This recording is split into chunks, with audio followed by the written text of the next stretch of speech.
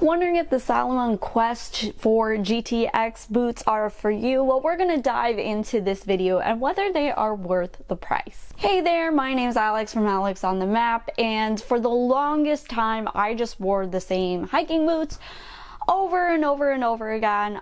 They were some Cabela Snow Trackers boots that my parents got for me. But eventually they did wear out and I needed to replace them with a higher quality boot.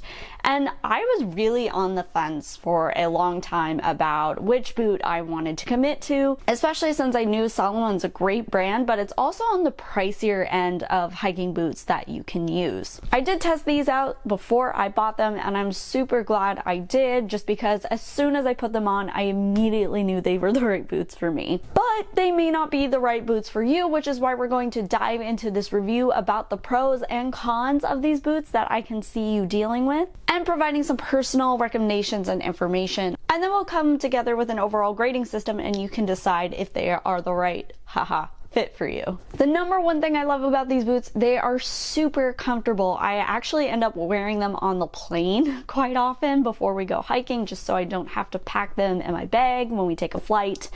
And honestly, I rarely feel like I need to take them off or they're constricting, even when your legs start to, blow up when you've been flying for a while. But one of the things I really like best about it is the tongue.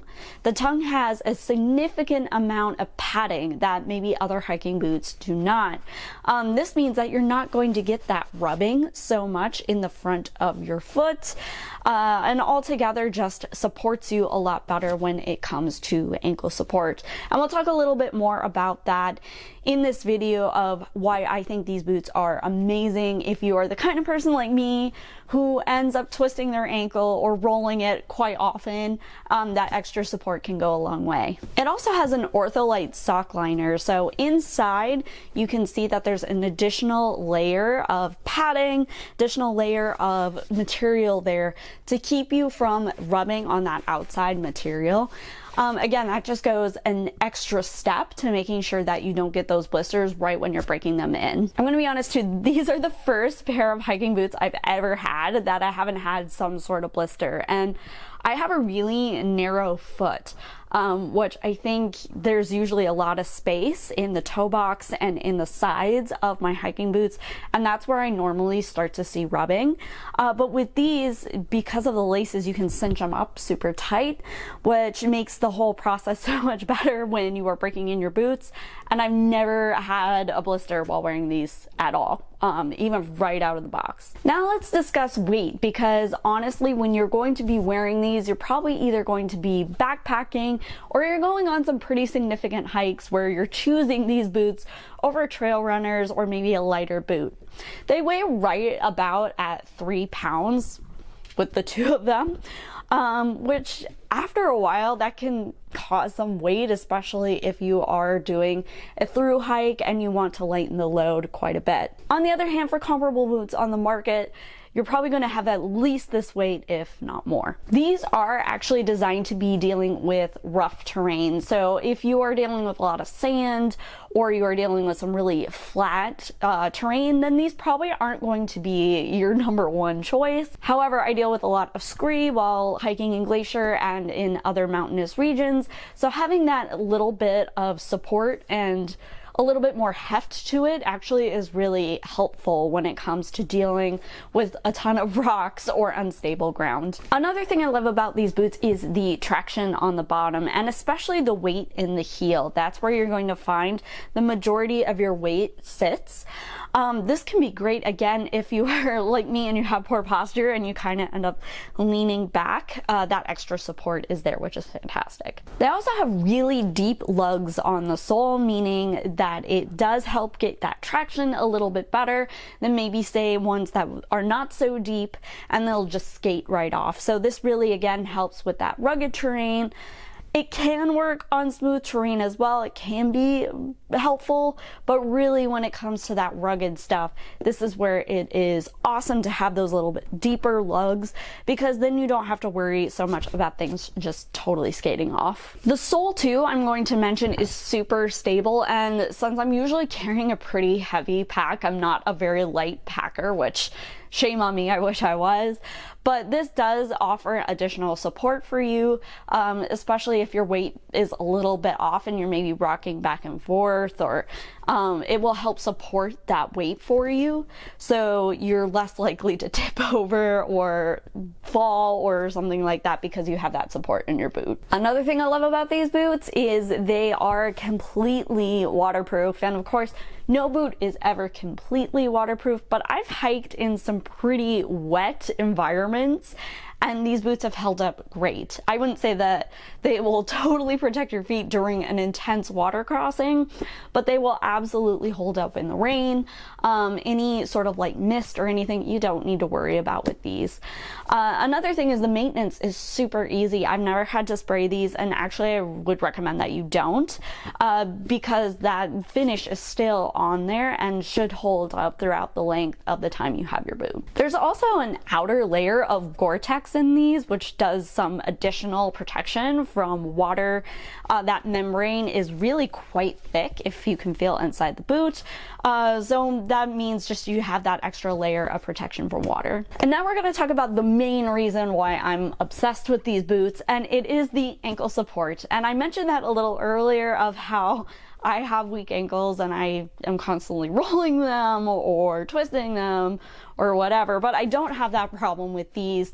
Not only is it a super high upper that just completely covers, it's almost more like a mountaineering boot in the way that it covers your entire ankle, but again, you have that padding on the side, which makes it much easier to just kind of keep that support for you while you're on that rough terrain. Another thing that I mentioned is that these laces tighten up super tight and add some compression, which again adds some additional support in both your upper and in the sides of your shoe, and even to some extent a little bit of the toe box. The one thing I love about this lacing system overall, and it is a little bit more complicated than maybe some other boots, is that there are some additional holds on the side, but again, that helps with that compression, keeping your ankle in. I don't see this very often on boots either, but there is a little toe cap on the top here in case you bump into a rock. It just adds additional protection if you are on that rough terrain. One thing that I would say I don't love about these boots is the fact that they do get pretty sweaty, and because you have that extra membrane to keep the water out, some additional padding, it can get hot pretty fast. And if you are on a through hike or doing a water crossing and they get completely soaked, then it's going to take a long time for them to dry off and be ready to go again. Although I have narrower feet, they do get really sweaty, and I could see if you have a wider foot, it rubbing along the sides there, so that's something to keep in mind. This is why it's always a good idea, no matter what boots you have, to wear wool socks when hiking, and also size up, so just so you have that extra space there. If you do have a wider foot, then that gives you a little bit more wiggle room. I have had these boots I think for 2 years now, and I have seen absolutely no signs of wear. Even on the treads, they are completely intact, which is kind of amazing considering some of the terrain that we tend to hike on. I would say the durability of these is extremely high, and they are built to last you for years, so you shouldn't need to replace them anytime soon, which is another point to add. Even though they are a little bit more on the expensive side, you probably won't need to replace them as often as you would another pair of boots. As with any boots, I would typically recommend sizing 1/2 size up, just so you know that those wool socks will fit within your boot. I also really recommend going to an outdoor store, trying them on for yourself with the socks that you plan on wearing hiking. That's just kind of sizing 101, but that will help you determine whether or not these are going to be the right boots for the kind of hiking that you plan on doing. So to break it down, here are some of the top pros I see about the Salomon Quest 4. Number one is the support and stability that you get, as I mentioned, with your ankle, with your foot in general. Just that additional support can really go a long way when dealing with tough terrain. Second, dealing with tough terrain. It handles multiple types of terrain just fine. Again, if you are on some slick rock, it may be a little bit slippery just because it's not meant for that. I still had no problem hiking in Utah and Arizona on that slick rock, and it was no problem. And finally, they're durable. Again, these are going to last you a long time, so don't feel the need to replace them anytime soon. Salomon also has a great warranty program, so keeping that in mind too, that once you buy these, they're probably going to last you for a very long time. Some of the cons I could definitely see with these include the fact that they are a little bit on the heavier end, so if you are through hiking or taking on a long backpacking trip where everything is ultra light, yeah, these are going to weigh you down after a while. They're going to maybe tire you out a little bit sooner than, say, a good pair of trail runners or ultralight shoes would. Again, these boots are a little bit more on the expensive end, and there are some boots that you can find that are a lot cheaper. They may not hold up as well and provide that same support, but if it's just not in your budget, then it might be worth it to try another type of boot and then go to these later. And one thing I will say, while I love the lacing system, because it is a little bit more complicated, it does take more time to lace up and lace down. Again, I think it's overweighed by the amount of support you have in that compression system, but other people might not feel that way or may not need that as much. So it may seem a little like it's overdoing it when it comes to the lacing system that these boots have. If you're looking for some other options, I have a few in my blog post that reviews these boots you can check out, so you can just get an idea of what else is on the market in terms of expense and in terms of what you get in a similar price point. Overall, of course, I would rate these boots 5 out of 5 stars. I have not even come close to replacing them. I love them. They're typically my go-to when I think about taking on any hike. They do retail at most outfitters for $230. Again, that's a little bit more on the expensive end, but in my opinion, I think it's fully worth it because you aren't constantly replacing it and you know that you're going to have a good set of boots with you no matter what hike you take on. Before you leave, make sure to hit that subscribe button and the bell notification because you'll be updated on videos on gear and national parks